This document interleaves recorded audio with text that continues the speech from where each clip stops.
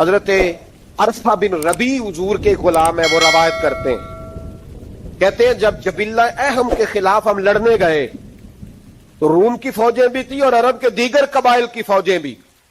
کہتے ہیں ہمارے سپہ سالار کا نام حضرت خالد بن ولید تھا، معمولی آدمی نہیں جسے نبی پاک نے فرمایا یہ اللہ کی تلوار ہے، سیف اللہ. خالد بن ولید سپہ سالار تھے، لیکن کہتے ہیں کہ ہم نے ذرا سا حملہ کیا تو انہوں نے اتنی سخت ہم پر مزاحمت کی کہ مسلمان کہنے لگے آج بچ کے نہیں جائیں گے.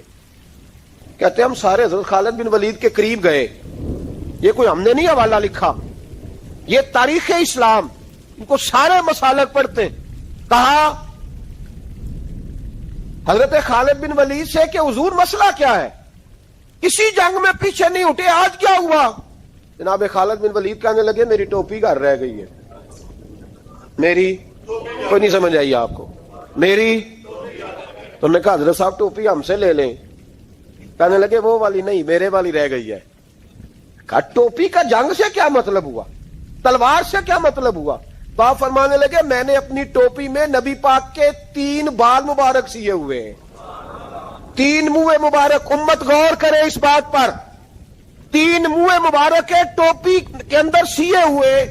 فرمانے لگے تلواریں تو سب کے پاس ہیں، مجھ سے بہادر بہادر سیانے سیانے بندے بھی ہیں، پر جب میں حضور کے منہ مبارک سر پہ رکھ کے میدان میں نکلتا ہوں تو فرمایا پھر اللہ مجھے ہر میدان میں کامیابیاں عطا فرماتا ہے.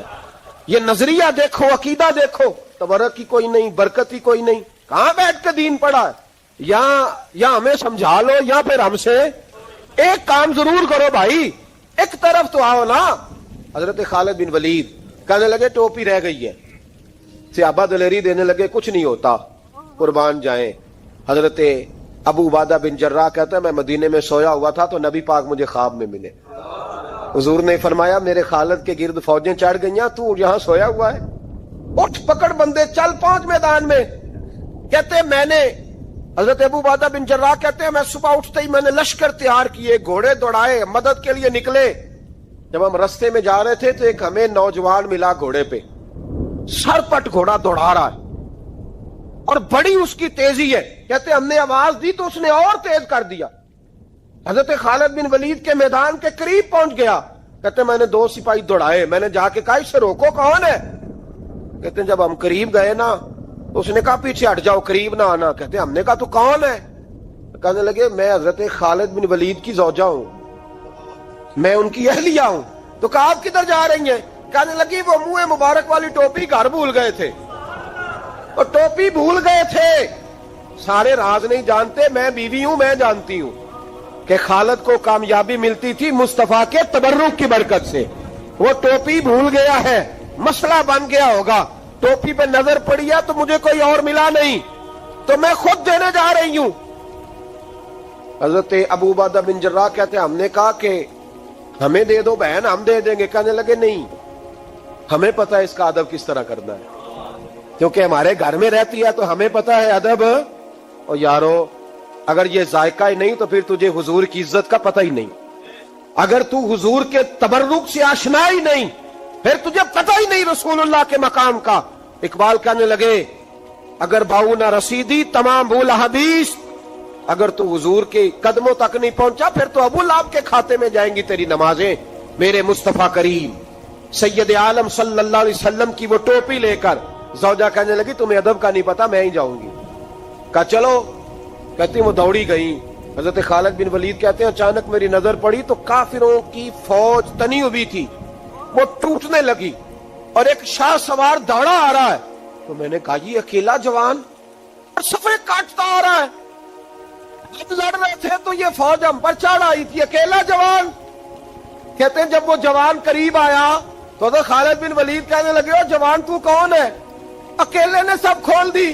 تو کہتے ہیں زوجہ بول کے کہنے لگی نہیں، مسئلہ جوان کا یا کمزور کا نہیں خالد، مسئلہ یہ ہے کہ ٹوپی آج میرے پاس ہے. مسئلہ یہ ہے کہ ٹوپی آج اصل شے میرے پاس ہے، تو اس لیے صفے کاٹتی جا رہی ہوں، ورنہ مجھے تو چھری بڑی مشکل سے چلانی آتی ہے. ٹوپی آج میرے پاس ہے. یہ ہے ارض جنت، یہ طیبہ کی زمین ہے، جنت بھی یہی، مال کے جنت بھی یہی ہے. یہ میرے محبوب پاک کے تبرک کی برکت ہے. حضرت خالد بن ولید رضی اللہ تعالیٰ عنہ کو زوجہ کہنے لگی ٹوپی آ گئی ہے. ٹوپی آئی ہے تو سمجھ لو فتح بھی آ گئی ہے. حضرت خالد بن ولید نے ٹوپی پہنی، اتنی دیر میں حضرت ابو عبیدہ بن جراح بھی آ گئے. کہنے لگے تگڑے رہنا، پہنچ گئے ہیں. حضرت خالد بن ولید کہنے لگے نام بھی پہنچتے تو خیر تھی، اب مصطفیٰ کے بال مبارک پہنچ گئے، اب حضور کے منہ مبارک. او بھائیو یہ تبرک حضور جہاں رکے. صحیح بخاری، صحیح بخاری، صحیح بخاری حوالہ میرے ذمے. تو مسجد نبی کی دیوار نہیں نہ چومنے دیتا، تو حضرت حلیمہ کے گھر کا بوسہ نہیں نہ لینے دیتا. صحیح بخاری. حضرت عبداللہ ابن عمر مدینے کے مفتی، جنہیں میرے نبی پاک نے فرمایا راجل صالح، یہ نیک آدمی ہے. وہ جب جاتے تھے نا بیت اللہ شریف مکہ معظمہ، تو وہ جگہ ڈھونڈ ڈھونڈ کے نماز پڑھتے تھے جہاں میرے نبی نے نماز پڑھی ہے. سارا بیت اللہ حرم نہیں، لیکن وہ جگہ ڈھونڈ ڈھونڈ کے جہاں میرے رسول نے نماز پڑھی ہے، حضور نے جہاں نماز پڑھی. بھائیو اگر حضور علیہ السلام کے قدموں کی مٹی سے پیار ہوگا تبھی تو مصطفیٰ سے ہوگا. لیکن یہاں یہ ظلم ہے امت کے ساتھ، یہ زیادتی ہے. میں کہتا ہوں کہ یہاں ہمیں بتاؤ ان حدیثوں کا کیا ترجمہ کریں، قرآن مجید کی آیات کا کیا ترجمہ. حضرت ام سلمہ حضور کی زوجہ ہیں، بخاری مسلم. ان کے پاس حضور کا اقبال مبارک تھا، چاندی کی ڈیبیا میں بند کر کے رکھا ہوا تھا. جو لا علاج مریض ہوتا وہ حضرت ام سلمہ کے پاس لایا جاتا. وہ کہتی پیالے میں تھوڑا پانی لاؤ. پیالے میں پانی آتا تو وہ منہ مبارک کو پیالے میں ذرا بھگو دیتی، کہتی لو پی لو، اللہ شفا عطا کر دے گا. لا علاج. حضرت انس بن مالک 10 سال حضور کی نوکری کی. لوگ پوچھتے انس کیا کمایا ہے؟ کہنے لگے جو کمایا ہے وہ صندوق میں بند کر کے رکھا ہے. 10 سال نوکری کی نبی پاک، جو کمایا بند کر. انتقال کا وقت آیا تو حضرت ثابت بنانی کو بلایا. آپ کے شاگرد تھے، کہنے لگے جا بکسا کھول کے لا. کھول کے لائے تو ایک ڈبیا نکلی، فرمایا اسے بھی کھول. جب اسے بھی کھولا ایک منہ مبارک نکلا. کل زندگی کی کمائی، نبی پاک کا اقبال مبارک. کہا اس کا کیا کرنا ہے؟ فرمانے لگے جب مر جاؤں نا غسل دے کے تو میری منہ کھول کے زبان کے نیچے رکھ دینا. حضور اس کا کیا فائدہ؟ پر میں جب فرشتے حساب لینے آئیں گے من ربو کا بولیں گے، پہلا لفظ کہنے کے لیے منہ کھولوں گا تو سامنے حضور کا منہ مبارک ہوگا. پسے مردن فرشتوں نے جو تلاشی لی تو کیا نکلا؟ فقط ایک دل کے گوشے سے خیال مصطفیٰ نکلا. اور میرے اعلیٰ حضرت مشورہ دیتے ہیں، کہتے ہیں لحد میں عشق رخ شاہ کا داغ لے کے چلے، ہم نے اندھیری رات سنی تھی چراغ لے کے چلے. حضرت خالد بن ولید رضی اللہ تعالیٰ عنہ بڑے بہادر ہیں. حضور نے فرمایا یہ اللہ کی تلوار ہے، یہ اللہ کی. بڑے بہادر تھے، بڑے شیر دل تھے. فرماتے ہیں کبھی معذرت نہیں کرنی پڑی، کبھی جھکنا نہیں پڑا، کبھی کسی کی منت نہیں کی. اللہ نے طاقت اتنی عطا فرمائی تھی، ہمت، حوصلہ، صبر، استقامت اتنا دیا، کبھی کسی جگہ پشت نہیں لگی. لیکن فرماتے ہیں کسی وجہ سے نا ایک دن میرا عمار بن یاسر کے ساتھ کسی بات پہ اختلاف رائے ہو گیا، جھگڑا ہو گیا. توجہ ہے میری بات پر؟ فرماتے ہیں جھگڑا ہو گیا. ہمارا پتہ حال کیا ہے؟ ہمارا یہ حال ہوتا ہے کہ ہمارا جھگڑا ہو جائے تو خیر ہے، لیکن اگر پڑوسی کے بچے لڑ پڑے تو ہم کہتے ہیں اس کی روزی پاک نہیں، اس کی تربیت ٹھیک نہیں. ہمارا بھائیوں سے رٹا ہو جائے تو معاملہ اور ہے، کسی کا ہو جائے تو معاملہ اور ہے. میں بیمار ہو جاؤں تو آزمائش ہے، اور سامنے والا بیمار ہو جائے تو سزا ہے. پھر کیا ہے؟ بلکہ پنجابی کہنے نے کیتیاں نو پھڑیا ہے، یہی کہہ دیتے. اور میں بیمار ہو جاؤں تو آزمائش آگے جی اللہ کی طرف سے. ایسا نہ کریں. ہمارا فتویٰ اپنے حق میں اور ہوتا ہے، سامنے والے کے معاملے میں اور ہوتا ہے. حضرت عمار بن یاسر کی بات کر رہا تھا. جناب عمار بن یاسر رضی اللہ تعالی عنہ، حضرت عمار بن یاسر کہتے ہیں کہ حضرت خالد بن ولید کے ساتھ، جناب خالد بن ولید کہتے ہیں میری ان کے ساتھ نا کسی بات میں اختلاف رائے ہو گیا. تو میں اب دلیر آدمی تھا، شیر آدمی تھا، کبھی جھکا نہیں تھا، کبھی کوئی معاملہ نہیں ہوا تھا، کبھی کوئی ایسی بات نہیں ہوئی تھی. آپ فرماتے ہیں جب رائے کا اختلاف ہو گیا نا، بات ذرا آگے بڑھ گئی تو نبی کریم صلی اللہ علیہ وسلم تک بات پہنچی. تو میرا یہ خیال تھا کہ حضور میری بھی سنیں گے، عمار بن یاسر کی بھی سنیں گے، پھر حضور کوئی فیصلہ کریں گے، پر قربان جاؤں.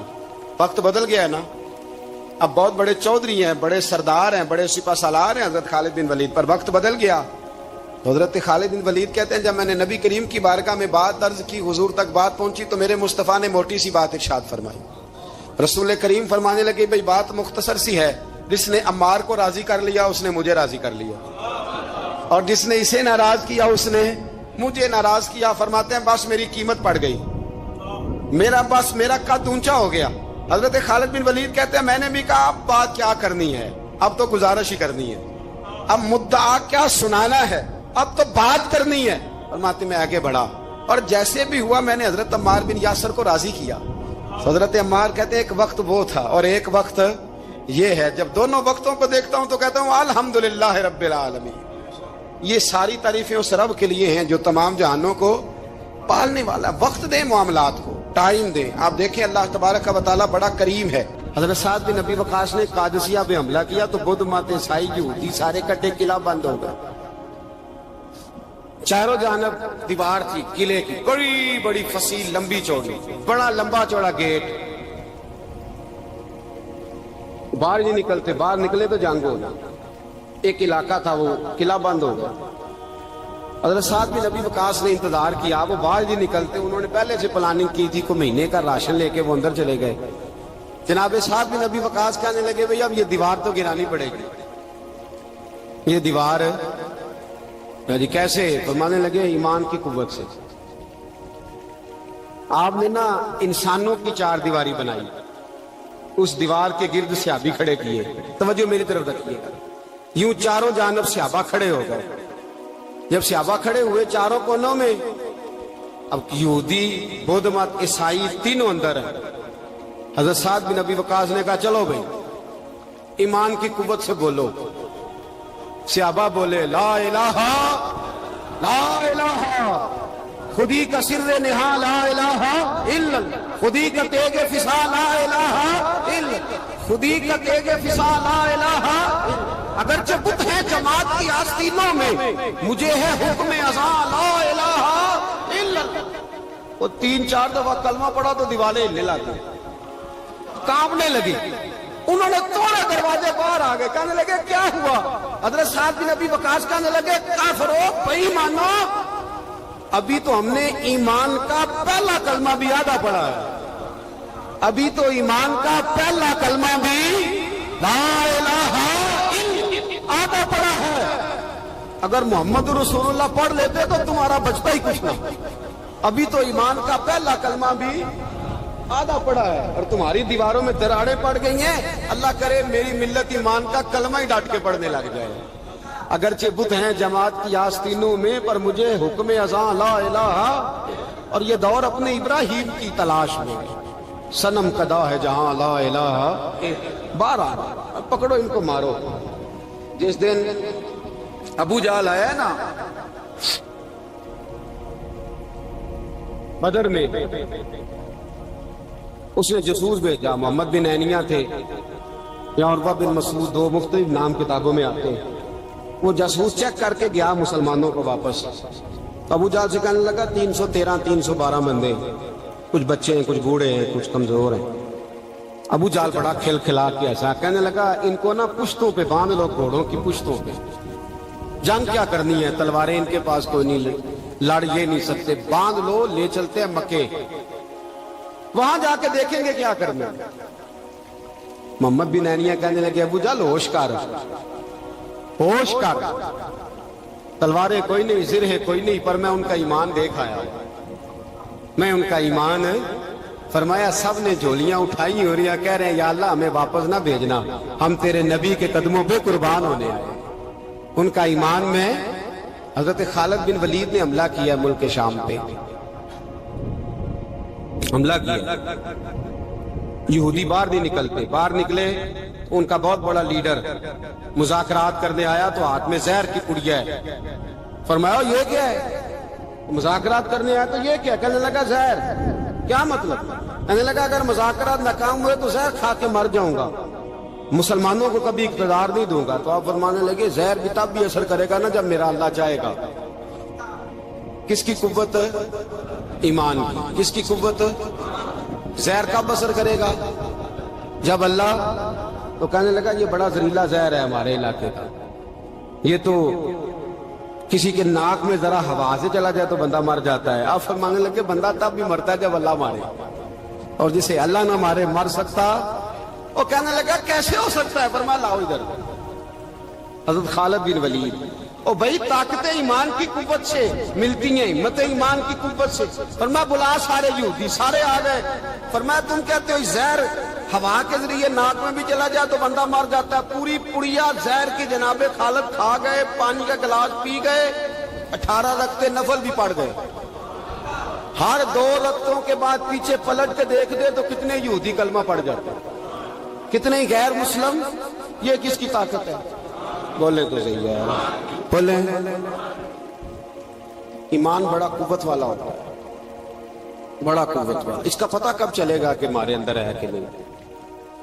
کروڑوں ناجائز روپیہ سامنے پڑا ہو اور بچہ عید کے لیے کپڑے بھی مانگ رہا ہو، لیکن انسان ناجائز پیسے کو ہاتھ نہ لگائے، بچے کو تسلی دے کے سلا دے، تو اس کا مطلب ہے کہ ایمان اس کے پاس ہے.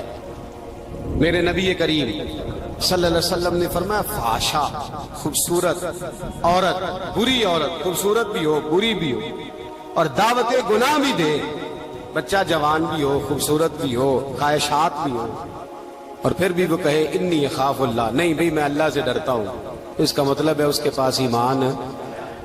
یہ تو روز ہمیں پتہ چلے گا، روز پتہ چلے گا. میرے دوست اپنے ایمان کو دیکھ.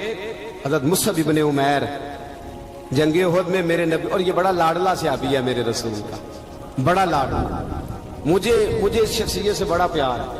ان کا جو بھی کہیں مجھے ارشاد کوئی قول ملتا ہے تو میں الگ سے ڈائری پہ لکھتا ہوں. حضرت مصعب ابن عمیر کو احد میں حضور نے جھنڈا دیا تھا، ہاتھ میں جھنڈا تھا تو کافر نے ہاتھ کاٹ دیا. جناب مصعب ابن عمیر نے دوسرے ہاتھ میں پکڑ لیا.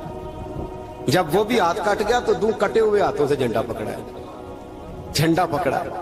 اور جناب مصعب ابن عمیر کے جب لاش کے قریب میرے نبی پاک گئے تو کٹے ہوئے ہاتھوں سے جھنڈا انہوں نے سینے سے لگایا ہوا، سینے سے. میرے نبی پاک کی آنکھوں میں آنسو آئے اور حضور نے رو کے فرمایا یہ مصعب کے ایمان کا جھنڈا تھا جسے وہ ساتھ لے کے دنیا سے چلا گیا. یہ اس نے زمین پر گرنے. اپنے ایمان کو دیکھو، ایمان کو پرکھو، ایمان پر محنت کرو. سب سے پہلی بات تو یہ کہ قدر کرو کہ ہم مسلمان ہیں، اپنے دین کی. دوسری بات قرآن پاک کے ساتھ پیار کرو. تیسری بات شہادت کی آرزو. چوتھی بات ایمان کو مضبوط کرو. ایمان کو بولیے ایمان کو. اللہ فرماتا ہے تم ایماندار رہنا، میں تمہارے ساتھ رہوں گا. ولا تہنوا ولا تحزنوا وانتم الاعلون ان کنتم مؤمنین. یہ پختہ ہوتا کیسے ہے؟ اقبال کہتے ہیں ایسے لوگوں کے پاس بیٹھا کر جو تیرا ایمان پختہ کرتا، ایسے لوگوں کی سنگت میں رہا کر جو تیرے ایمان کو، کہتے ہیں وہی ہے تیرے زمانے کا امام برحق، وہی ہے تیرے زمانے کا امام برحق جو تجھے حاضر و موجود سے بیزار کرے اور موت کی شکل میں دکھلا کے تجھے جلوہ دوست زندگی تیرے لیے اور بھی دشوار کرے.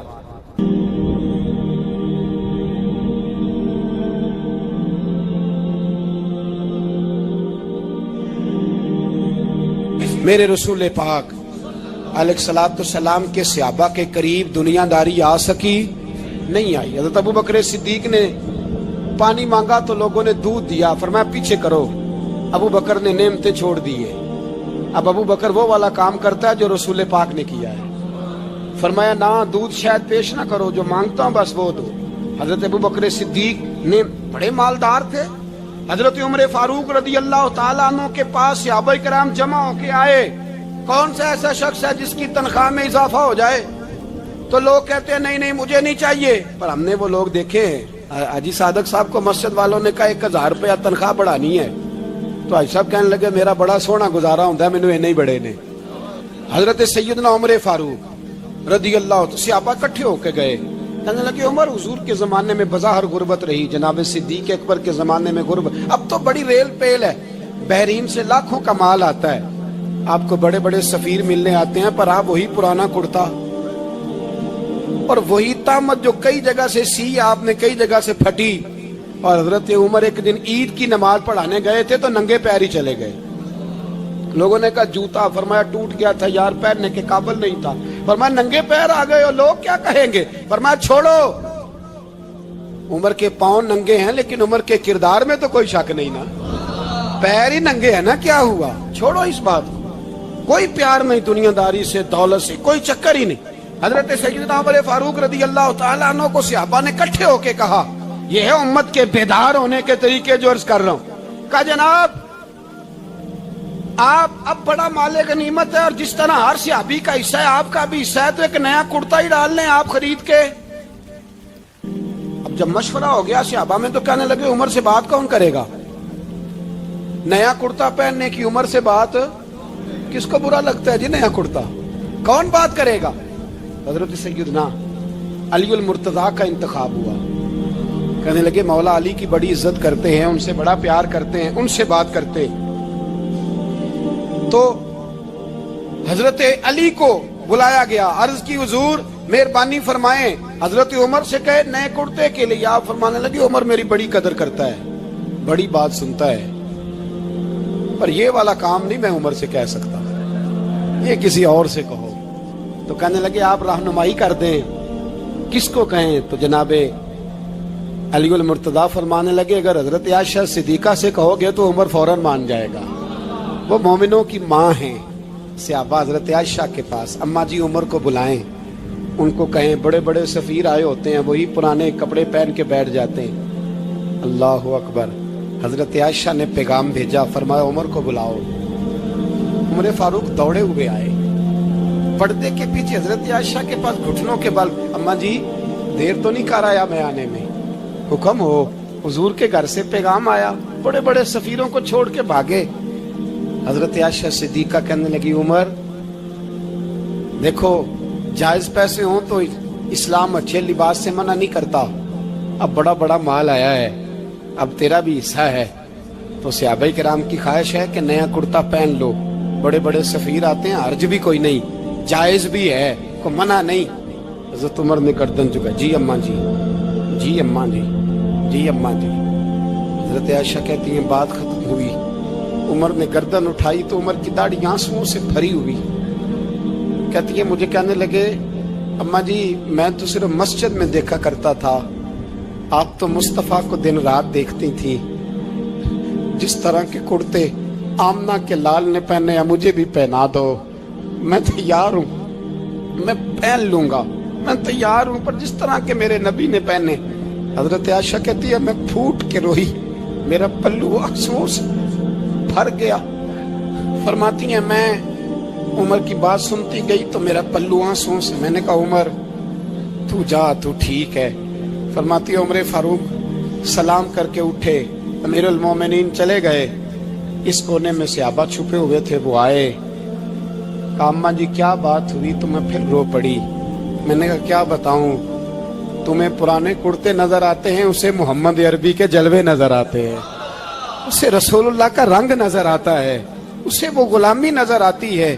عمر کو دنیا سے پیار, اور دنیا سے پیار نہیں تھا, دعا پتہ کیا تھی؟ یوں جھولی اٹھا کے اللہ مرزقنا شہادتن فی سبیلک وجعل موت فی بلد حبیبک. اللہ عمر کو بسترے والی موت نہ دینا, موت شہادت کی دینا, اور میں میدان میں جا کے نہیں مرنا چاہتا, مجھے رسول اللہ کے شہر میں موت چاہیے, باہر جا کے نہیں, یہی میدان لگے مدینے میں, یہی موت آئے, اسباب بنا, میں مدینہ بھی نہیں چھوڑنا چاہتا. او بھائی ان لوگوں کو نہیں پیار تھا. جناب صدیق اکبر کا وصال ہوا تو زہر کے اثر سے, وہ جو آپ کو زہر لگا تھا, بعض مفسرین نے لکھا ہے کبھی کبھی وہ جو سانپ نے ڈسا تھا تو کبھی کبھی اس کا اثر آتا تھا, بس اللہ نے شہادت دینی تھی کبھی کبھی, ورنہ تو بڑی شفائیں تھیں. حضرت عمر شہید, حضرت عثمان, جناب علی, امام حسن, امام حسین, علی اکبر, علی اصغر, حضرت عباس, حضرت سعد بن معاذ, حضرت امیر حمزہ, مصعب بن عمیر. میرے محبوب نے تو لسٹ بنائی شہیدوں کی, لسٹ بنائی شہیدوں کی. شہادت سے پیار کیا رسول اللہ صلی اللہ علیہ وسلم کے غلاموں نے, پیار کیا شہادت سے, اسی لیے تو کافر اٹھ نہیں سکا کہ شہادت سے. حضرت سعد بن معاذ رضی اللہ تعالیٰ عنہ کو زخم لگ گیا, جنگ سے زندہ آ گئے لیکن زخم ہے, رو کے کہنے لگے محبوبہ سارے شہید ہو گئے, میں ایسے ہی رہ گیا. حضور نے فرمایا نہیں، رب تجھے بھی شہادت کی موت ہی عطا فرمائے گا۔ اسی زخم میں پردہ ہو گیا۔ میرے بھائی حضرت عمر بن جموح رضی اللہ تعالیٰ عنہ 4 بیٹے لے کے احد کے میدان میں آئے، کہا محبوبہ میرے 4 ہی تھے، میں سارے لے آیا ہوں، سارے ہی قبول ہیں؟ میں ٹھیک ہے۔ پھر خود بھی زرہ پہن لی، ایک ٹانگ سے لنگڑے تھے، ٹانگ چھوٹی تھی۔ حضور نے فرمایا تو نے کیوں لباس پہن لیا ہے؟ کہا حضور میں نے بھی تو جہاد پہ جانا ہے نا۔ حضور نے فرمایا تیرے 4 بیٹے جو جا رہے ہیں۔ تو کہا یا رسول اللہ کیا لنگڑے جنت میں نہیں جا سکتے؟ حضور لنگڑے اللہ کو قبول نہیں، میں نہیں جا سکتا۔ تو میرے نبی پاک صلی اللہ علیہ وسلم نے فرمایا نہیں، جنت تو تیرا انتظار کر رہی ہے۔ کہا حضور پھر میں بھی جاؤں گا، بچے جائیں گے تو میں بھی جاؤں گا۔ ایک بی بی احد کے دن 3 سال کا بچہ لے کے گھر سے نکلی، بیبیوں کو کہتی ہے میرا خامد بھی بدر میں شہید ہوا، بھائی بھی اور باپ بھی۔ آج حضور نے پھر بلایا ہے، دل کرتا تھا کوئی جوان بیٹا ہوتا تو میں پیش کرتی، پر اب میرے پاس یہ 3 سال کا ہی ہے۔ بچہ لیا مدینے میں مسجد نبوی میں، حضرت بلال سے کہنے لگی 2 منٹ حضور کا دیدار چاہیے۔ نبی پاک آئے، کیسے آئی ہو؟ کہنے لگی محبوبہ میں شہید کی بیٹی، شہید کی بہن، شہید کی بیوہ ہوں، میرے پاس اب جوان تو کوئی نہیں، یہ 3 سال کا ہی ہے۔ حضور نے مسکرا کے فرمایا یہ کرے گا کیا؟ کرے گا؟ کہنے لگی حضور سنا ہے اسلحہ تھوڑا ہے، ڈھال کی ضرورت ہے، لوہے کی ڈھال ہوتی تھی، جب تلوار آتی تھی تو آگے کی جاتی تھی۔ کہا محبوبہ میرا شہید کی اماں بننے کو بڑا دل کرتا ہے، یہ میرا 3 سال کا لے جاؤ، جب تیر آپ کی طرف آیا تو میرا بیٹا آگے کر دینا، یہ ڈھال کا کام تو دے گا نا۔ ہنستے ہوئے محبوب کی آنکھوں میں آنسو آئے، بچے کو پکڑ کے سینے سے لگایا، ماتھا چوما، فرمایا جا تیرے ساتھ وعدہ ہے قیامت کے دن تجھے شہید کی اماں کہہ کے ہی پکارا جائے گا، وعدہ ہے تیرے ساتھ تجھے شہید کی۔ میرے بھائی مرنے کو دل ہی نہیں مسلمان۔ میرے نبی پاک صلی اللہ علیہ وسلم نے فرمایا جس کے دل میں کبھی شہادت کی آرزو پیدا نہیں ہوئی، اس کے سینے میں دھڑکنے والا دل مومن کا ہے ہی نہیں، وہ تو منافق ہے۔ جو کبھی دین کے رستے میں شہید ہونے کو، میرے بھائیوں دین کو بڑی ضرورت ہے، بڑی ضرورت، بڑی۔ اے خاصائے خاصان رسول وقت دعا ہے، امت پہ تیری آ کے عجب وقت پڑا ہے۔ وہ دین جو بڑی شان سے نکلا تھا وطن سے، پردیس میں وہ آج غریب الغربا ہے۔ فریاد ہے اے کشتی امت کے نگہباں، بیڑا یہ تباہی کے قریب آن لگا ہے۔ اور ایک شاعر قلم توڑ گیا، کہنے لگا تجھ سے فریاد ہے اے گنبد خضرا والے، تجھ سے فریاد ہے اے گنبد خضرا والے، کعبے والوں کو ستاتے ہیں کلیسا والے، تجھ سے فریاد ہے اے گنبد خضرا۔ اپنے اندر دین کا درد پیدا کرو، ذوق پیدا کرو، اپنے اوپر مشقت کرے۔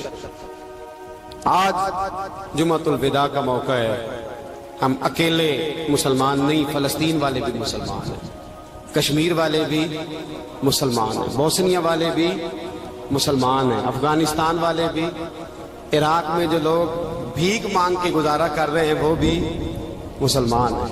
ہمیں کم از کم ان کے لیے دعا تو کرنی چاہیے، ہمیں قوت اسلامیہ کا اظہار تو کرنا چاہیے، قوت اسلامیہ کا پیغام تو عام کرنا چاہیے۔ کریں گے انشاءاللہ تعالی؟ یہ 4 باتیں آپ کو یاد رہیں گی انشاءاللہ۔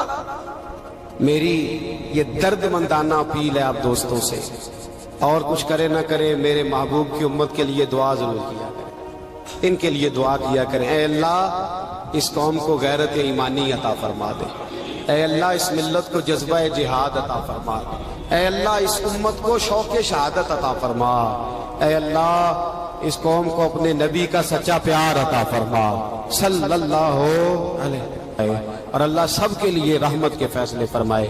آخر دعوانا ان الحمدللہ رب العالمین۔